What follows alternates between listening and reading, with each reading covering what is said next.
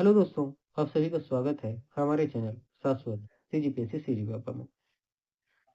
देखिएगा, ये जो टॉपिक है ये बहुत ही इम्पोर्टेंट है ना। मैं आप सभी को बता देता हूँ।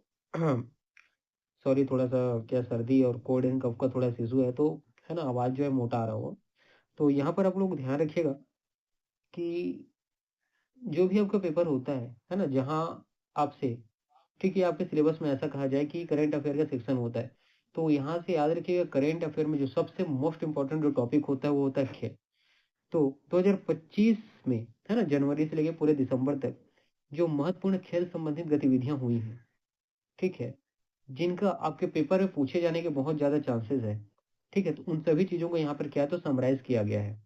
तो चलिए इसको देखते हैं और देखिएगा आपके जो आगामी परीक्षा है, जहाँ पर आपको है ना करंट अफेयर का प्रश्न देखने को मिलेगा, तो वहाँ वहाँ पर याद रखिएगा आपको बिल्कुल ही है ना जो खेल का टॉपिक है, मतलब कहने का मतलब ये इस वाले क्लास से 2 या 3 नंबर के प्रश्न बिल्कुल देखने को मिलेंगे। जैसे कि अभी आपका फरवरी में है ना सीजीपीएससी होने हैं, तो याद रखिए सीजीपीएससी में 2 से 3 नंबर के प्रश्न यहाँ से डायरेक्ट पूछे जाएंगे। ठीक है, चलिए। तो सबसे पहले आपको याद रखना है भारतीय पुरुष क्रिकेट टीम। ठीक है, तो आईसीसी चैंपियंस ट्रॉफी 2025 जीता। तो आईसीसी चैंपियंस ट्रॉफी 2025 कहाँ हुआ तो याद रखिएगा दुबई में। तो भारतीय टीम ने जीता था, हारा किस टीम ने तो न्यूजीलैंड। ठीक है, न्यूजीलैंड उस मैच में हारा और हमारी भारतीय टीम जो है जीती।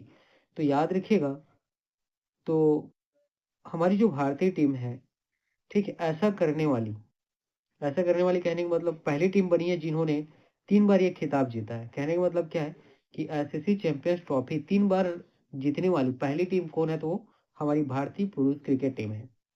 ठीक है, याद रखना बहुत इंपॉर्टेंट है। इसके बाद याद रखिएगा, जो भारतीय महिला क्रिकेट टीम है, इन्होंने अपना पहला कौन सा तो पहला आईसीसी क्रिकेट विश्व कप 2025 जीता। ठीक है, कहने का मतलब क्या है, इसके पहले एक भी हम लोगों ने क्या है तो हमारी महिला टीम ने एक विश्व कप नहीं जीता था। ठीक है, तो आईसीसी महिला क्रिकेट विश्व कप 2025 किसने जीता, तो हमारी भारतीय महिला क्रिकेट टीम ने। उसके बाद ये इसके बाद आपको नेक्स्ट देखने को मिलता है जो दृष्टिबाधित है ना, जिनकी विजिबिलिटी आंखों की विजिबिलिटी नहीं रहती या बिल्कुल कम रहती है, तो उनका भी क्या तो क्रिकेट आयोजित किया जाता है या अलग अलग खेल आयोजित किया जाता है।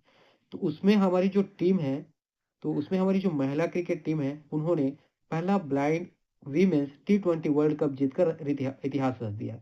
इंपॉर्टेंट है, याद रखना। ठीक है, तो हमारी जो भारतीय दृष्टिबाधित महिला क्रिकेट टीम है, उन्होंने अपना पहला क्या तो blind blind women's T20 world cup ये क्या है तो जीता है। इसके बाद याद रखिएगा नीरज चोपड़ा जी के बारे में। नीरज चोपड़ा के बारे में आपको क्या याद रखना है कि कहाँ तो दोहा डायमंड लीग में इन्होंने 90-23 मीटर का राष्ट्रीय रिकॉर्ड तोड़ा। ठीक है, तो आपको याद रखना है नीरज चोपड़ा जी के बारे में। ठीक है, ये क्या कर ठीक है, तो नीरज चोपड़ा जी के बारे में क्या याद रखना है कि दोहा में जो डायमंड लीग हुआ उसमें 90.23 मीटर का, ठीक है, ये क्या करते हैं भाला फेंकते हैं। तो भाला फेंक कर वहां पे क्या हुआ तो रिकॉर्ड तोड़ा। कितने दूरी याद रखना, 90-23 मीटर। उसके बाद गुकेश याद रखना है, ये क्या है तो भारत के चेस खिलाड़ी है ना, शतरंज खिलाड़ी हैं। इन्होंने नॉर्वे चेस 25 में मैग्नस कार्लसन को हराया। ठीक है, तो गुकेश के बारे में याद रखना है, साथ ही याद रखना है मैग्नस कार्लसन के बारे में, है ना। ये विश्व में मतलब पहले नंबर पे क्या करते थे, पहले एग्जिट करते थे कहाँ तो शतरंज में। तो गुकेश ने नॉर्वे चेस 2025 में किनको हराया तो मैग्नस कार्लसन को। दिव्या देशमुख ने अगला याद रखना है ना, एक प्लेट इवेंट में दुनिया के नंबर 1 खिलाड़ी को हराकर शतरंज जगत को चौंका दिया। उन्होंने FIDE महिला शतरंज विश्व कप जीतकर इतिहास रचा और वह ग्रैंड मास्टर बनने वाली सबसे कम उम्र की भारतीयों में से एक बनी। नाम क्या याद रखना है आपको, दिव्या देशमुख का। ठीक है, एक इवेंट हो रहा था जिसमें उन्होंने दुनिया के नंबर 1 खिलाड़ी को शतरंज में हराकर क्या कर दिया, पूरे विश्व को चौंका दिया। तो याद रखना है FIDE महिला शतरंज विश्व कप किसने जीता है, तो ये जीता है दिव्या देशमुख ने। और दिव्या देशमुख के बारे में एक चीज और याद रखना कि सबसे कम उम्र की ग्रैंड मास्टर है ना, भारतीय ग्रैंड मास्टर कौन बनी, तो याद रखना है दिव्या देशमुख। ठीक, अगला याद रखना है जो भारतीय स्क्वैश टीम है, ठीक है, जो चेन्नई में जो स्क्वैश का गेम हो रहा था, वहां जो फाइनल में इन्होंने हांगकांग चीन को 3-0 से हराकर अपना पहला स्क्वैश वर्ल्ड कप खिताब जीता? याद रखना इंपॉर्टेंट है। ठीक है, तो जो भारतीय स्क्वैश टीम है, तो ये मैच कहाँ हो रहा था? चेन्नई में हो रहा था। कौन सा था? तो फाइनल था, ये याद रखना है। किसके खिलाफ था? तो हांगकांग चीन के खिलाफ था, और उसको 3-0 से हरा कर पहला स्क्वैश वर्ल्ड खिताब जीता। ठीक है, इसके बाद आपको याद रखना है भारतीय पुरुष टीम कहाँ का? तो याद रखना है राजगीर। राजगीर कहाँ है? तो बिहार में। तो यहाँ पर आयोजित हो रहा था क्या? तो एशिया कप 2025। ठीक है, एक चलिए ठीक। तो एशिया कप 2025 इसका फाइनल कहाँ हुआ था? याद रखिएगा, राजगीर बिहार में। इसमें भारतीय पुरुष टीम ने दक्षिण कोरिया टीम को 4-1 से हराकर क्या? तो एशिया कप 2025 का खिताब जीता।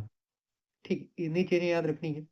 अब हम लोग बात करते हैं भारतीय पुरुष जूनियर हॉकी टीम की। ठीक है, तो कहाँ? तो अर्जेंटीना में। अर्जेंटीना में क्या हो रहा था? तो आपको याद रखना है FIA जूनियर विश्व कप।